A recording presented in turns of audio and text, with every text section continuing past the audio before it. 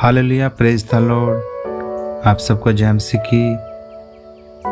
आज हम दानियल के जीवन से हम सीखेंगे कि दानियल की प्रार्थनाएं परमेश्वर क्यों सुनता था। आखिर दानियल की प्रार्थनाओं का सीक्रेट क्या था। ऐसी दानियल क्या प्रार्थना करता था जो परमेश्वर दानियल की प्रार्थनाओं को सुनता था। वो क्या शब्द होते थे दानियल के, ये दानियल की प्रार्थना करने का तरीका क्या था जिससे परमेश्वर दानियल की प्रार्थनाओं को सुनता था। आइए हम पढ़ते हैं दानियल उसका 9 अध्याय उसके 3 पद से। जब हम पढ़ते हैं दानियल यहाँ पर प्रार्थना जो परमेश्वर से यहाँ पर कर रहा है, दानियल का प्रार्थना करने का तरीका में पता चलता है कि दानियल परमेश्वर के आगे गिड़गिड़ा के प्रार्थना कर, उपवास के साथ, टाट पहनकर, राख में बैठकर वरदान परमेश्वर से यहाँ पर दानियल परमेश्वर से मांग रहा है। दानियल कहता है कि मैं प्रार्थना परमेश्वर से करने लगा। कैसे करने लगा? पाप का अंगीकार करके। पापों का अंगीकार जब दानियल ने परमेश्वर के सामने किया, यहां पर दानियल परमेश्वर की वर्शिप यहां पर दानियल कर रहा।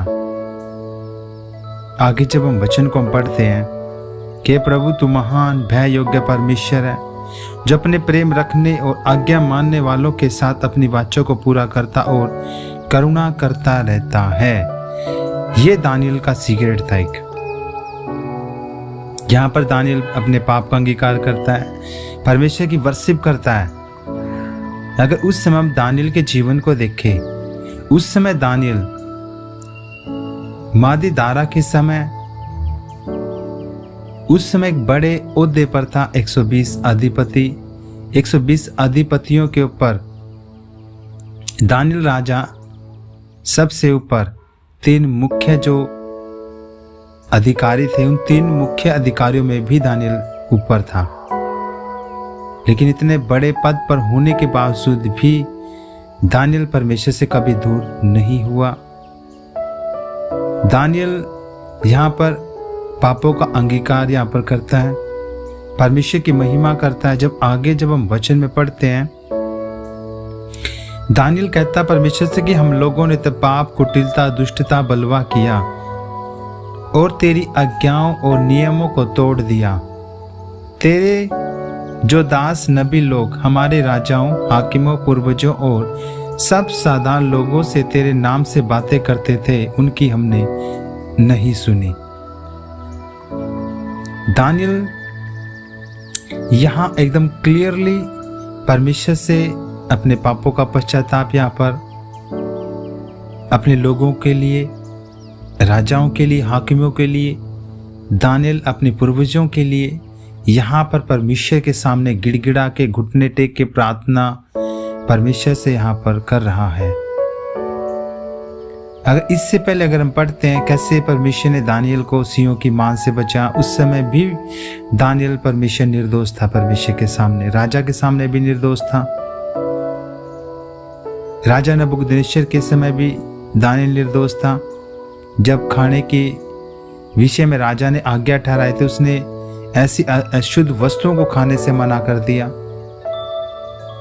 दानियल परमेश्वर के साथ वफादार था, लेकिन फिर भी वो मानो यहाँ पर ऐसे प्रार्थना कर रहा परमेश्वर से कि मानो उसने न जाने कितने गुनाह किए हो। लेकिन दानियल इस बात को जानता था कि यदि मुझे परमेश्वर से कुछ पाना है तो मुझे परमेश्वर के सामने दीन बनना होगा। अपने लोगों के, अपने पूर्वजों के पापों का मुझे अंगीकार करना होगा, क्योंकि उस समय इजरायली लोग गुलाम थे। मेरे प्रिय, आप इस बात को जान ले कि हम चाहे कितने साफ सुथरे क्यों ना हो, चाहे कितने भी बड़े ओहदे पर क्यों ना हो, चाहे हमारे बोल कितने अच्छे क्यों ना हो, परमेश्वर हमारी हमेशा दीनता को, हमारी नम्रता को, हमारे व्यवहार को, हमारे मन को परमेश्वर देखता है। यहाँ पर दानियल का मन परमेश्वर के आगे साफ था। अपने लोगों के लिए दानियल गिड़गिड़ा के, अपने लोगों के लिए दानियल यहाँ पर परमेश्वर के आगे घुटने टेक के रो रहा है। और आगे जब हम बाइबल के अंदर जब हम पढ़ते हैं 20 वचन से कि दानियल जब प्रार्थना वहां पर किए जा रहा था तो लिखा, इस प्रकार में प्रार्थना करता और अपने अपने इस्राएली जाति भाइयों के पाप का अंगीकार करता हुआ अपने परमेश्वर यहोवा के सम्मुख उसके पवित्र पर्वत के लिए गिड़गिड़ाकर विनती करता ही था। तब वह पुरुष जिब्राइल जिसे मैंने उस समय देखा जब मुझे पहले दर्शन हुआ था, उसने वेग से उड़ने की आज्ञा पाकर सांझ के अन्न बलि के समय मुझको छू लिया। ये परमेश्वर के पास दानियल की इतनी जल्दी से प्रार्थना पहुंची, कारण क्या था दानियल का? यही था कि दानियल जो प्रार्थना है जो यहाँ पर करा, गिड़गिड़ा के पश्चाताप के साथ दीन बन के नम्र बन के अपने लोगों के लिए दानियल यहाँ पर प्रार्थना करा। इसलिए दानियल की यहाँ पर प्रार्थना की। और आगे जब हम वचन को पढ़ते हैं तो बाइबल में बताती वो परमेश्वर का अति प्रिय वहाँ पर ठहरा था। तो आज भी अगर आज हम परमेश्वर के आगे दीन बन के नम्र बन के प्रार्थना करें तो निश्चय है कि परमेश्वर ने जैसे दानियल की प्रार्थना को सुना ऐसी हमारी प्रार्थना को भी सुनेगा। यही एक ऐसा सीक्रेट है दानियल की प्रार्थनाओं का कि जीवन परमेश्वर के साथ वफादार होना, प्रार्थना करने का एक तरीका जिसे दानियल ने किया, पापों का अंगीकार किया, पश्चाताप किया, परमेश्वर की वर्शिप की, अपने लोगों के लिए परमेश्वर के आगे वो गिड़गिड़ाया, परमेश्वर के आगे वो रोया। और परमेश्वर ने दानियल के जीवन को देखा, दानियल के व्यवहार को देखा, उसके मन हृदय को दानियल के देखा परमेश्वर ने। और जिब्राइल स्वर्गदूत ने वेग से उड़ने की आज्ञा पाकर वो दानियल के पास आया कि जब तू प्रार्थना गिड़गिड़ा के अपने लोगों के लिए जब तू परमेश्वर के सामने किए जा रहा था तभी तेरी प्रार्थना वहां पर सुनी गई। तो इसलिए हम भी परमेश्वर से प्रार्थनाएं करें, लेकिन गिड़गिड़ाहट के साथ घुटने टेक के अपने लोगों के लिए पश्चाताप करें।